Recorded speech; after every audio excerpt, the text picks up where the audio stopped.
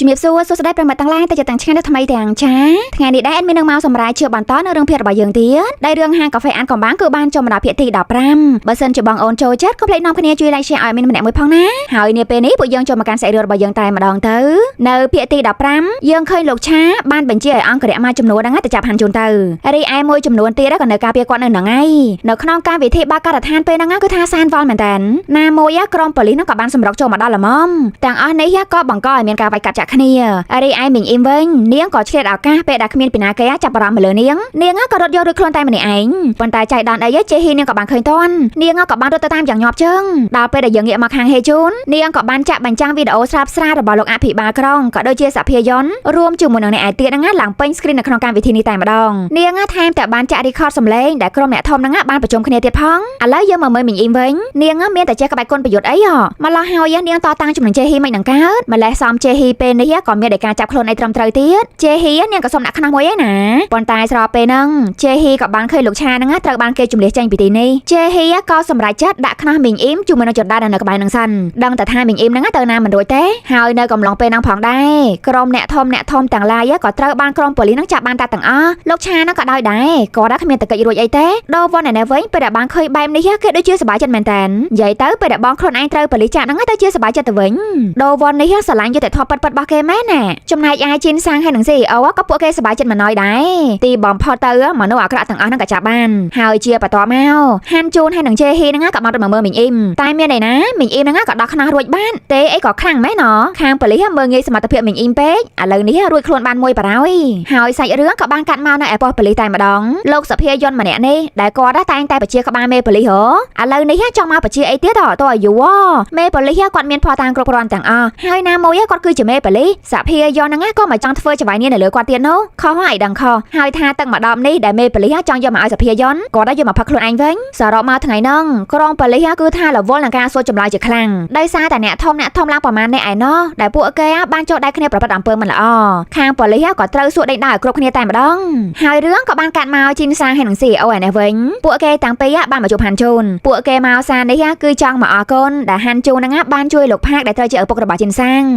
ាងក៏មានជាកាដូបន្តិចបន្តួចហ្នឹងជូនទៅកាន់ហាន់ជូនហើយស្មានតែថាជូនលុយអីលោកឯងគេបែរជារៀបចំធ្វើ fan club អីណាណៃនេះបែបនេះហើយពេលដែលហេជូនហើយនឹងស៊ូឈុលមើលតាមកាមេរ៉ាសុវត្ថិភាពឃើញពួកគេឡើងអស់សំណោចហើយពួកគេក៏ភ្លេចខ្លួនមកផ្លែថានៅខ្លួនពួកគេមានឧបករណ៍ទំនាក់ទំនងគ្នានោះមានអីពួកគេប៊ីគ្នាឡើងលឺសូរសំឡេងហាន់ជូនគ្រាន់តែលឺភ្លាមគេក៏និយាយថាចំខ្ញុំលឺសូរសំឡេងអីចេះចាពីរអ្នកនេះមានចការភ័យខ្លួនបារហើយហេជូននាងក៏ធ្វើជាយកស្កគ្រាប់ហ្នឹងមកជញ្ជក់យ៉ាងណាក៏ដោយហាន់ជូនក៏សម្លឹងតែកាមេរ៉ាសុវត្ថិភាពហើយក៏សួរថាពួកឯងទាំងពីរនេះក៏ហក់យើងហីពួកឯងលួចតាក់ទងគ្នាស្ងាត់មែនហាន់ជូនគេនិយាយជាមួយប្អូនសោះស្រាប់តែជីនសាងឯណេះស្មានតែថាហាន់ជូនហ្នឹងនិយាយឲ្យគេអញ្ចឹងតែគេក៏និយាយថាលោកគ្រូវិញ្ញាណប្រាប់លោកគ្រូពីរឿងទាំងអស់ហ្នឹងដែរម៉ែថាអីចេះខជីនសាងហើយនឹង CEO ហ្នឹងលួចតាក់ទងគ្នាមែនតើឯហាន់ជូនក៏បាននិយាយតបណែកុំតន់អាមកកើតរឿងស្នេហាអីនោះកើតរឿងលោកឆាសិនទៅពួកយើងត្រូវតែចាត់ការគេឲ្យបាននោះទៅលោកផាកមានសមត្ថភាព 100% ហើយរឿងក៏បានបងវាយទៅកាន់ប៉ុស្តិ៍ប៉ូលីសវិញលោកឆានេះខ្សែធំរបស់គាត់មែនណាគ្រាន់តែមេធាវីមកការពារគាត់ដែរឡើង3នាក់ឯណោះនិយាយពីថាសាហាវខុសខើព្រៃផ្សៃហើយចង់ខាងប៉ូលីសសួរអីក៏សួរទៅ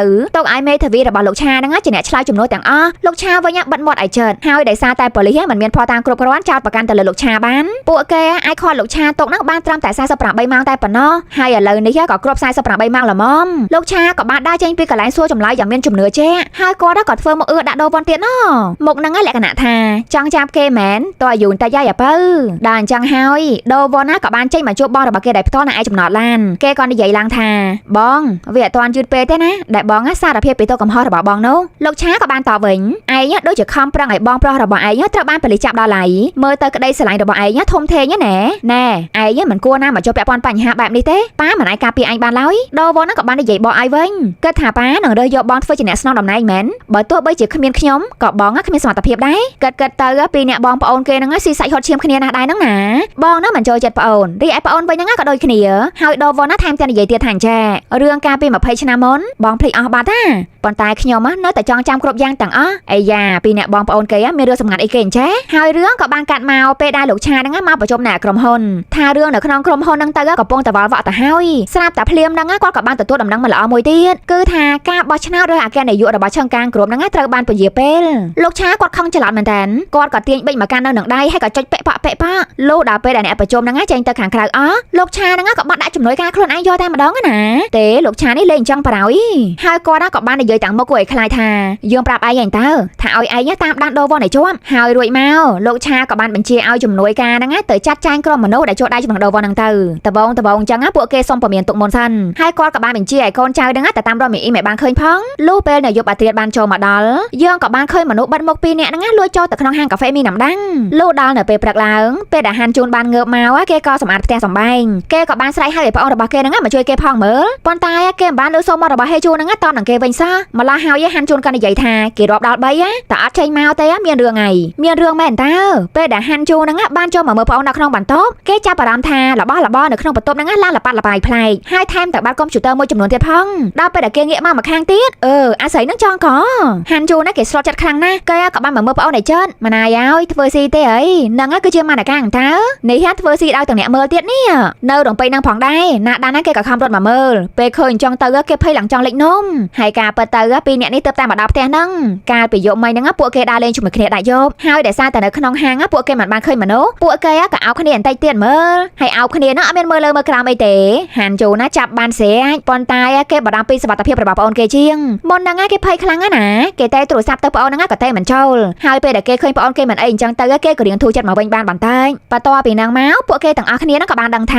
កាលដែលមនុស្សបានយករូបម៉ានកាហ្នឹងមកប្រឡងធ្វើជាហេជូននេះគឺពួកគេចង់គម្រាមមកកាន់ក្រុមរបស់ហាន់ជូនលើកដំបូងអញ្ចឹងគឺគ្រាន់តែគម្រាមតែប៉ុណ្ណោះប៉ុន្តែលើក្រោយមិនដឹងថានឹងមានរឿងអ្វីកើតឡើងទៀតទេនិយាយអញ្ចឹងចេហ៊ីនឹងក៏បានមកមើលនៅហាងកាហ្វេហ្នឹងដែរហើយបន្ទាប់ពីបានឃើញទស្សនវិជ្ជាទាំងអស់ហ្នឹងនាងក៏បានឲ្យពួកគេទាំងអស់គ្នាហ្នឹងមានការប្រុងប្រយ័ត្នជាបន្ថែមទៀតចំណែកឯហេជូនណានាងក៏និយាយថាចេះសំណាងដែរនាងដាក់ password បានយ៉ាងល្អខ្លាំងណាស់ហើយពួកនោះប្រហែលជាដោះ password ហ្នឹងមិនចេញឯងមកទៅនោះបានជាពួកគេហ្នឹងលើកទៅទាំងកុំព្យូទ័របារាយគិតសបទៅនាងរៀងសំណាងដែរបើសិនជានាងនៅអីវ៉ាណាដល់ទឹកគ្រោះថ្នាក់ហ្មងស្រាប់តែស៊ូឈុលឯណេះក៏បាននិយាយដែរពីណាគេតែខ្វល់រឿងហាក់ឌីអីនោះនាងឯងនឹងរងគ្រោះឬនាងត្រូវស្លាប់ក៏ថាបានដែរបើសិនជាពួកយើងទាំងពីរនាក់មិនបានដាក់យប់ជាមួយគ្នាទេតែនិយាយបានប៉ុណ្្នឹងទេក៏ត្រូវមកដៃរបស់ហេជូនល្មមហើយស៊ូឈុលមកនិយាយអីពេលហ្នឹ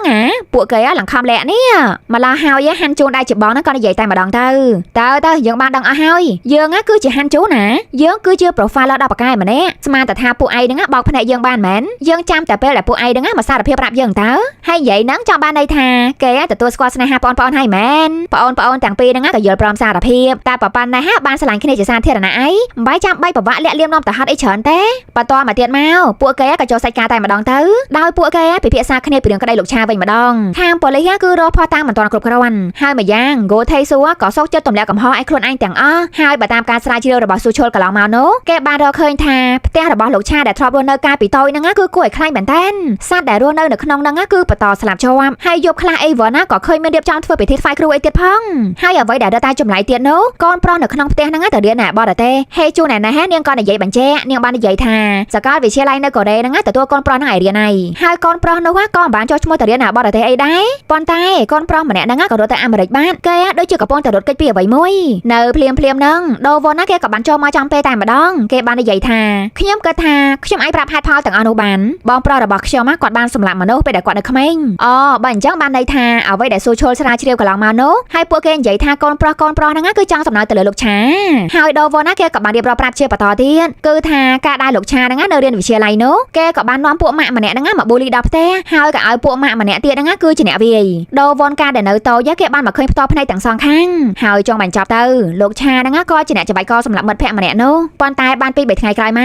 កខាងប៉ូលីសក៏បានជានិយាយថាមិត្តម្នាក់នោះសម្រាប់ខ្លួនឯងទៅវិញដូវវ៉ាណាគេក៏គិតទៅប្រហែលជាប៉ារបស់គេហ្នឹងគឺជាអ្នកជួយលោកឆានៅក្នុងរឿងហ្នឹងហើយនិយាយទៅឲ្យតែថាមានរឿងមិនល្អអីក៏ដោយដឹងតែថាប៉ាហ្នឹងកាងឲ្យលោកឆាហ្នឹងតែម្ដងហើយទាំងអស់ហ្នឹងឯងដែលធ្វើឲ្យបងប្រុសរបស់គេហ្នឹងរត់ទៅរស់នៅស្រុកគេបានដូច្នេះហើយចំពោះកិច្ចការជាបន្តរបស់ក្រុមពួកគេទាំងអស់គ្នានេះហាន់ជូនក៏បានឲ្យស៊ូឈុលហើយនឹងហេជូនហ្នឹងទៅតាមរកមីអ៊ីមិនឃើញរីឯគេក៏ដូចជាជេហ៊ីហើយនឹងដូវវ៉ាន់ពួកគេក៏បានជិះឡានសម្ដៅមកកាន់ផ្ទះដែលដូវវ៉ាន់ហើយនឹងលោកឆាហ្នឹងបានរស់នៅកាលពីនៅតូចផ្ទះនេះឡើងធំស្កឹមស្កៃមែនតើបន្ទាប់មកដូវវ៉ាន់ក៏បាននាំពួកគេហ្នឹងចូលមកកាន់ទីតាំងកណ្ដាលឡានគេចង់មករំលឹកការចងចាំជាបន្ថែមគឺថាពេលដែលដូវវ៉ាន់បានមកឃើញបងរបស់គេប្រព្រឹត្តមិនល្អបែបនោះគេក៏ខំចូលមកខាត់បងរបស់គេដែរប៉ុន្តែបងរបស់គេក៏បានគំរាមហាមមិនឲ្យគេប្រាប់ប៉ាជាដាច់ខាតចំណែកឯជនរងគ្រោះនោះក៏បានសុំដូវវ៉ាន់ហ្នឹងញ៉ាំទឹកមួយកែវហើយដូវវ៉ាន់រវល់តែទៅយកទឹកពេលដែលគេដើរមកវិញក៏បានឃើញបងរបស់គេកំពុងតែសម្រាប់ជន រងគ្រោះនោះបានបន្ទាប់ពីដូវណាបានឃើញរឿងទាំងអស់នឹងហើយគេពិតជាភ័យខ្លាំងណាស់ហើយគេក៏មានអាការៈពិបាកដកដង្ហើមខ្លាំងហាន់ជូណាគេក៏គិតថាប្រហែលជាដូវហ្នឹងគេត្រូវមកលក្ខណៈថាវាគឺជារឿងប៉ះទង្គិចផ្លូវចិត្តខ្លាំងតាំងពីតូចម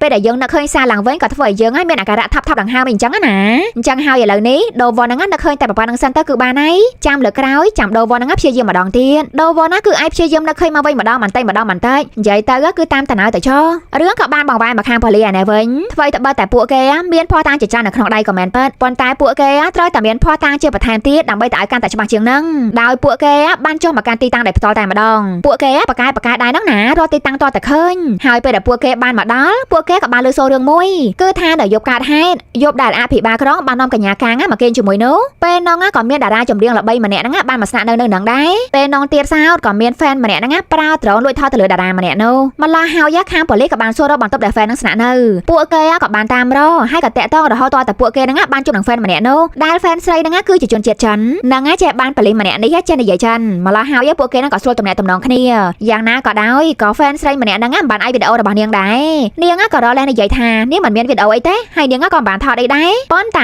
គ្រាន់តែលេខវត្តមានរបស់ប៉ូលីសទៅចូលថ្មីមកភ្លាមចាមានចការឃើញភ្លាមឆ្លាញ់ផ្លែតព្រោះតែមុខមាត់របស់គេស្តៀងនឹងតារាចម្រៀងដែលនាងចូលចិត្តទៅហ្វេនស្រីម្នាក់ហ្នឹងឡើងស្លាន់ស្លោរីឯប៉ូលីសចូលថ្មីឯណាគេសុំចូលតួបន្តិចទៅមានអីហ្វេនស្រីហ្នឹងក៏បានបកលទាំង laptop ហើយនឹងទូរស័ព្ទហ្នឹងតែឲ្យប៉ូលីសឆែកមើលខ្ទេចនាងសុំតែនៅក្បែរអូប៉ាហ្នឹងគឺគ្រប់គ្រាន់តែហើយដល់អញ្ចឹងហើយខាងក្រុមប៉ូលីសក៏បានរកឃើញវីដេអូសំខាន់មួយគឺបន្ទាប់ពីលោកអភិបាលក្រុងបានឃើញថាកញ្ញាកាំងហ្នឹងលេងថ្នាំជ្រុលទាល់តែស្លាប់គាត់ក៏បានតាក់ទងប្រាប់ទៅកាន់ថេស៊ូហើយថេស៊ូហើយនឹងមីងអ៊ីក៏បានមកតែទាំងពីរនាក់ហ្នឹងវីដេអូអញ្ចឹងអីយកបានជាផតតាមបន្ថែមបរហើយនេះឥឡូវយើងងាកទៅមើលខាងហាន់ជូនវិញយើងក៏ឃើញដូវ៉ុនបាននាំពួកម៉ាក់ការពីក្មេងរបស់លោកឆាហ្នឹងមកកាន់ហាងកាហ្វេមីណាំដាំងម្នាក់ហ្នឹងដែលថាប៊ូលីពួកម៉ាក់គ្នាឯងចំនួនលោកឆានោះហ៎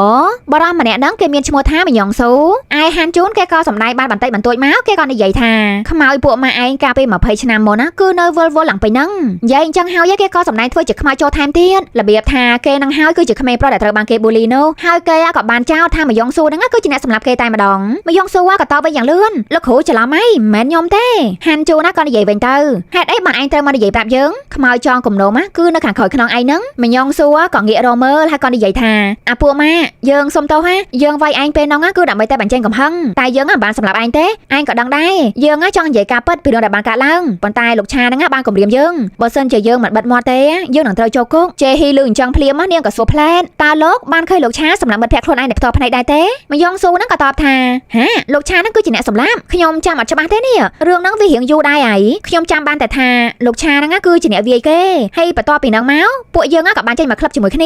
ហើយពេលហ្នឹងអាពួកម៉ាក់នោះវានៅរស់តើជេហ៊ីនាងក៏និយាយជាបន្តតើមាននរណាគេដែលអាចបញ្ជាក់បានថាអ្វីដែលលោកកំពុងតែនិយាយនេះគឺជាការពិតដែរអត់មីយ៉ងស៊ូក៏បាននឹងទៅដល់មនុស្សម្នាក់ហើយគេក៏និយាយថាអូអាពេលដែលខ្ញុំចេញពីកណ្ដាលឡានហ្នឹងមកពួកយើងក៏បានជួបនឹងអ្នកគ្រូម្នាក់របស់លោកឆារឿងក៏បានបកទៅកាលពី20ឆ្នាំមុនតែម្ដងក្មេងៗទាំងពីរហ្នឹងគឺពិតជាជួបនឹងអ្នកគ្រូរបស់លោកឆាមែនតើហើយលោកឆាហ្នឹងនិយាយពីឈាមរាវសាហាវគ្រាន់តែគ្រូសួរនាំអីបន្តិចបន្តួចសោះស្រាប់តែគេហ្នឹងវាយគ្រូយកតែម្ដងដល់ថ្នាក់ហ្នឹងផងនេះនាពេលបច្ចុប្បន្ននេះវិញមីយ៉ងស៊ូក៏បានសុំឲ្យហាន់ជូនប្រាប់តែកាន់ប្លឹងខ្មៅផងប្លឹងហ្នឹងក៏ម្លងគេទៀតអីគេក៏មិនមែនជាអ្នកសម្លាប់ឡើយហាន់ជូនណែបន្ទាប់ពីបានដឹងរឿងរ៉ាវហើយគេក៏ឆ្លៀតរកលុយបន្ថែមទៀតទៅដែលគេបាននិយាយថាមិនអីទេអញ្ចឹងចាំយើងជួយហាន់ជូនក៏ចេះតែធ្វើយន់ឲ្យអីអញ្ចឹងណាហើយជាបន្តមកទៀតមកហាន់ជូនក៏បានសួរទៅកាន់ដូវ៉ុនថាតើដូវ៉ុនហ្នឹងនៅចាំគ្រូរបស់លោកឆាបានដែរទេដូវ៉ុនក៏តបថាបងប្រុសរបស់ខ្ញុំដូវគ្រូញឹកញាប់ណាខ្ញុំចាំអត់បានទេបើទោះបីជាយ៉ាងនេះក្តីគេនឹងព្យាយាមរក record ដែលបានកត់ត្រាពីគ្រូរបស់លោកឆាកន្លងមកហើយសាច់រឿងក៏បានកាត់មកនៅព្រឹកបន្ទាប់យើងឃើញហេជូនហើយនឹងណាដានហ្នឹងពាក់រូបតុក្កតាហើយពួកគេក៏ធ្វើជាចែកខិតតែបាននៅក្បែរឡានរបស់លោកឆានឹងឯងដើម្បីតែឲ្យស៊ូឈុលហ្នឹងឆ្លៀតពេលបង្កប់ឧបករណ៍តាមដាននៅខាងក្រោមឡានរបស់លោកឆាបានហើយក្រោយមកទៀតមកពួកគេទាំង3នាក់ហ្នឹងក៏បានជិះតាមឡានរបស់លោកឆាពួកគេត្រូវតែតាមដានឲ្យជាប់ដោយពួកគេគិតថាលោកឆាហ្នឹងនឹងទៅរកមីងអ៊ីមតែមានឯណាលោកឆាចេញឡានមកហ្នឹងគាត់គឺមកកាន់មន្ទីរពេទ្យផ្លូវចិត្តសោះដោយលោកឆាហ្នឹងបានចូលមកជួបនឹងអ្នកគ្រូពេទ្យម្នាក់នេះលោកឆាហ្នឹងក៏រៀបរាប់ប្រាប់ដូវណាគេបានទៅរកមីយ៉ងស៊ូហើយគេក៏បានសួរនាំរឿងរ៉ាវកាលពី20ឆ្នាំមុនអ្នកគ្រូលើអញ្ចឹងគាត់ក៏បានសួរហេតុអីបានជានៅសុកគេចង់ដឹងរឿងហ្នឹងអញ្ចឹងលោកឆាក៏តបថាខ្ញុំទាយថាអាប្អូនខ្ញុំហ្នឹងវាគំរាមខ្ញុំជាមួយនឹងរឿងហេតុកាលពី20ឆ្នាំមុននោះអ្នកគ្រូដឹងស្រាប់ហើយថាអាកូនហ្នឹងវាគឺជារត់អាញាបែបម៉េចអ្នកគ្រូហ្នឹងក៏បាននិយាយម្ដងរឿងរ៉ាវវាយូរហើយមិនប្រកាសថាដូវណាចាំបានច្បាស់ទេវិធីដែលល្អបំផុតនាពេលនេះលោកក៏រក្សាគម្លាតពីដូវទៅបើសិនជារឿងកាលពី20ឆ្នាំមុនណាត្រូវបានលាតត្រដាងគ្រាន់តែនិយាយដល់ចំណុចនេះតាមមួយផ្លែតហ្នឹងទេលោកឆាហ្នឹងដូចខ្មោចចូលអញ្ចឹងគាត់ក៏និយាយ យាយតាំងមុខគួរឲ្យខ្លាចថាមិនមែនខ្ញុំទេហើយលោកឆាហ្នឹងក៏បានរករបស់មកចុចអីលឺសូរសំឡេងប៉ែប៉តតតែអញ្ចឹងទៅគាត់រៀងស្ងប់អារម្មណ៍បន្តិចទឹកមុខលោកឆាដូចជាចង់សម្លាប់អ្នកគ្រូអ្មិនទេមើលទៅពេទ្យចិត្តសាស្ត្រប្រឈមមុខនឹងគ្រោះថ្នាក់មិនស្ទើរដែរហ្នឹងណាហើយសាច់រឿងក៏បានបកមកកាន់ដូវ៉ុនឯនេះវិញគេរាប់បានឯកសារមួយចំនួនហើយឯកសារដែលកត់ត្រាពីគ្រូដែលបានបង្រៀនលោកឆាដល់ផ្ទះដោយផ្ទាល់កាលពីនៅតូចគ្រូមានច្រើនមែនតើហើយក្នុងនោះក៏មានអ្នកគ្រូពេទ្យផ្លូវចិត្តម្នាក់នេះដែរដូវ៉ុនណាពេលដែលបានឃើញមុខអ្នកគ្រូហ្នឹងហើយគេដូចជាមិនសូវស្រួលនៅក្នុងអារម្មណ៍ទាល់តែសោះហើយចំពោះឯកសារទាំងប៉ុន្មានដែលគេបានរកឃើញហ្នឹងគេក៏បានផ្ញើមកឲ្យខាងហាន់ជូនហ្នឹងបានមើលដែរហេជូនណានាងក៏ចាប់អារម្មណ៍ទៅលើឈ្មោះរបស់អ្នកគ្រូពេទ្យចិត្តសាស្ត្រព្រោះតែឈ្មោះរបស់គាត់ណាគឺដូចទៅនឹងឈ្មោះមន្ទីរពេទ្យចិត្តសាស្ត្រដែលលោកឆាហ្នឹងបានទៅកាលពីក្បាលប្រឡប់នេះដោយចម្ងល់មានពេញខួរអញ្ចឹងហេជូននាងក៏បានឆែកមើលភ្លាមមន្ទីរពេទ្យចិត្តសាស្ត្រនោះពីណាគេជាអ្នកគ្រប់គ្រងអញ្ចានោះគឺជាអ្នកគ្រូពេទ្យហ្នឹងតែម្ដងនាងថែមតែបានរកឃើញព័ត៌មានជាច្រើនទៀតពីអ្នកគ្រូពេទ្យគឺអ្នកគ្រូហ្នឹងមានបំណុលច្រើនណាស់ក្រុមហ៊ុនរបស់ប្តីគាត់ហ្នឹងត្រូវខ្សែធនចំណែកឯហាន់ជូនបន្ទាប់ពីទទួលបានព័ត៌មានទាំងអស់ហ្នឹងហើយគេក៏ចង់ទៅជួបនឹងអ្នកគ្រូពេទ្យនោះដោយផ្ទាល់តែម្ដងដូច្នេះហើយពេលថ្ងៃស្អែកឡើងបានចូលមកដល់ហាន់ជូនហើយនឹងជេហ៊ីក៏បានមកជួបនឹងអ្នកគ្រូនោះដោយផ្ទាល់ជេហ៊ីនាងក៏សួរថាតើអ្នកគ្រូគឺជាគ្រូបង្រៀនលោកឆាពេលដែលគេនៅរៀនថ្នាក់ទី12តើមែនទេអ្នកគ្រូក៏បានតបថាចាគឺពិតមែនហើយជេហ៊ីនោះក៏បានសួរតទៀតគ្រូចិត្តសាស្ត្រប៉ុន្តែមកធ្វើជាគ្រូបង្រៀនវាពិតជាមិនធម្មតាទេគ្រូពេទ្យហ្នឹងក៏បានរ៉ាយរ៉ាប់ប្រាប់ទៅគឺបន្ទាប់ពីម៉ាក់លោកឆាបានស្លាប់បាត់ឪពុករបស់លោកឆាហ្នឹងមានតែស្រួលចិត្តអីគាត់ក៏បានជួលនាងឲ្យទៅជួយមើលថែក៏ដូចជាបង្រៀនកូនរបស់គាត់រួចមកគាត់ក៏សួរថាតើអ្វីទៅគឺជាមូលហេតុពិតដែលអ្នកទាំងពីរមកជួបខ្ញុំនៅពេលនេះជេហ៊ីហ្នឹងក៏បានរ៉ាយរ៉ាប់ប្រាប់វិញពួកយើងចង់ដឹងឲ្យកាន់តែច្បាស់ពីការស្លាប់របស់មិត្តភក្តិរបស់លោកឆាវាគឺតាក់ទងទៅនឹងករណីឃាតកម្មថ្មីនេះដូច្នេះហើយវាពិតជាសំខាន់ខ្លាំងណាស់ខ្ញុំសូមឲ្យអ្នកគ្រូជួយសហការជាមួយនឹងពួកយើងផងតើអ្នកគ្រូអាចប្រាប់ពួកយើងបានទេពីអ្វីដែលបានកើតឡើងនៅថ្ងៃនោះជាមួយនឹងលោកឆាអ្នកគ្រូប៉ែរ៉ាក៏គ្រាន់តែឆ្លើយតបខ្ញុំមានទម្លាប់កត់ត្រាកំណត់ហេតុប្រចាំថ្ងៃអញ្ចឹងហើយចាំខ្ញុំទៅយកសភៅនោះមកឲ្យនាងមើលតែម្ដងទៅសូមអ្នកទាំងពីររងចាំខ្ញុំបន្តិចណាឯហាន់ជូនណែណាគេក៏បានកលេចមើលម៉ោងគេឃើញថាម៉ោង 2:10 នាទីលោកពេលដែលអ្នកគ្រូបានមករកសភៅកំណត់ហេតុរបស់គាត់ស្រាប់តែមានមនុស្សម្នាក់ហ្នឹងមកចាក់ថ្នាំគាត់ពីខាងក្រោយចប់បានអ្នកគ្រូអាចជាសាក្សីសំខាន់ផងចំណែកឯហាន់ជូនវិញគេចាំដល់10 នាទីទៅហើយប៉ុន្តែនៅតែមិនទាន់ឃើញអ្នកគ្រូហ្នឹងត្រឡប់មកវិញទៀតអារម្មណ៍របស់ហាន់ជូនចាប់ផ្ដើមអត់សូវស្រួលហើយតិចលោអ្នកគ្រូហ្នឹងមានរឿងអីទៅដល់ពេលដែលយើងងាកមកខាងអ្នកគ្រូវិញយើងក៏ស្រាប់តែឃើញថាដូវ៉ុនហ្នឹងគឺជាអ្នកចាក់ថ្នាំទៅលើអ្នកគ្រូហើយសាច់រឿងក៏បានបង្ហាញប្រាប់ពួកយើងពីការពិតគឺដូវ៉ុនហ្នឹងឯងដែលជាគូពូរីពិតនោះដូវ៉ុនក៏និយាយទៅកាន់អ្នកគ្រូទាំងមើលទៅផ្លូវចិត្តហ្មងគេបាននិយាយថាមានអារម្មណ៍មិនដែរត្រូវមកស្លាប់នៅក្រោមដៃនៃការបង្កើតរបស់នាងដោយផ្ទាល់នាងគិតថាខ្ញុំប្រឹងរកយុត្តិធម៌ព្រោះតែខ្ញុំត្រូវបានគេលៀងខួរអស់មែនអត់ផងខ្ញុំកំពុងតែផ្ដល់កាដូទៅឲ្យជនរងគ្រោះតាមរយៈឆន្ទៈដែលផ្ទាល់របស់ខ្ញុំនិយាយអញ្ចឹងហើយគេក៏បានចង្វាយកសម្រាប់បង្ហាញជីវិតរបស់អ្នកគ្រូពេទ្យតែម្ដងឃាតករគេនេះលាក់មុខបានចិត្តល្អសាហាវពីដំបូងមករៀងសង្ស័យដែរប៉ុន្តែក្រោយមកក៏លែងសង្ស័យវិញមានអីដល់ពេលឥឡូវហ្នឹងឃាតករហ្នឹងគឺជាដូវ៉ុនហ្នឹងមែនបន្ទាប់ពីហ្នឹងមករឿងក៏បានបង្ហាញយើងជាបន្ថែមទៀតគឺថាទាំងដូវ៉ុនហើយនិងគូថេស៊ូហ្នឹងបានសហការគ្នាដោយពួកគេទៅដាក់ទណ្ឌកម្មទៅលើមនុស្សដែលប្រព្រឹត្តខុសតួយ៉ាងដូចជាករណីលោកតាម្នាក់នេះគាត់លបួងយកក្មេងទៅរំលោភប៉ុន្តែគាត់អត់បានជាប់ទោសឡើយដោយសារតែលោកតាហ្នឹងគាត់ឈួតលីលាម្ល៉េះហើយក៏ទុកឲ្យពួកគេទាំងពីរនាក់នេះជាអ្នកចាត់ចែងទៅចុះពួកគេនឹងជួយរកយុត្តិធម៌ទៅឲ្យពិភពលោកហើយពេលដែលថេស៊ូចាប់ផ្ដើមធ្វើការសម្លាប់ដូវ៉ុនណែណាក៏នៅឈរមើលទាំងនៅក្នុងដៃរបស់គេចុចស្អីគេទេឬសូតែប៉ាក់បើចំពោះករណីរបស់ជេជងវិញក៏ដូវ៉ុនហ្នឹងចូលដៃជាមួយនឹងថេស៊ូហ្នឹងដែរថេស៊ូហ្នឹងគេមិនមែនធ្វើតែម្នាក់ឯងទេហើយដូវ៉ុនក៏ជាអ្នកបង្ហាញជីវិតរបស់ជេជងហ្នឹងដែលផ្ទាល់ដៃលោកដល់ពេលដែលដូវ៉ុនដើរចេញមកវិញនោះគេក៏ដើរជ្រួសផ្លូវជាមួយនឹងហាន់ជូនដែរតើគ្រាន់តែថាហាន់ជូនហ្នឹងគេមិនបានចាប់អារម្មណ៍ច្រើនគេគ្រាន់តែគិតថាមនុស្សដើរចុះមកជន់ខាងក្រៅបែបធម្មតាអីចឹងទៅហើយភាគទី15ក៏បានស្លេះត្រឹមតែប៉ុណ្ណេះបានរងចាំជួបជាមួយនឹងអេមិញថៃនេះម្ដងទៀតនៅវីដេអូក្រោយខាន់សាមីដាអានញ៉ង